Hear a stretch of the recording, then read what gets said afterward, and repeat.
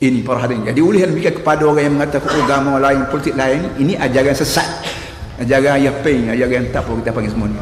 Buat ajaran sesat. Tak kira orang Eropah, tak kira orang Melayu, tak kira orang Arab, tak kira siapa pun kalau bercakap agama lain, politik lain, karut. Ini semata-mata nak menyesat, nak tunjuk dia sesat dan menyesatkan orang lain sama. Apa arti, saya ulang sekali lagi, apa arti Allah Ta'ala pera Nabi Muhammad 23 tahun?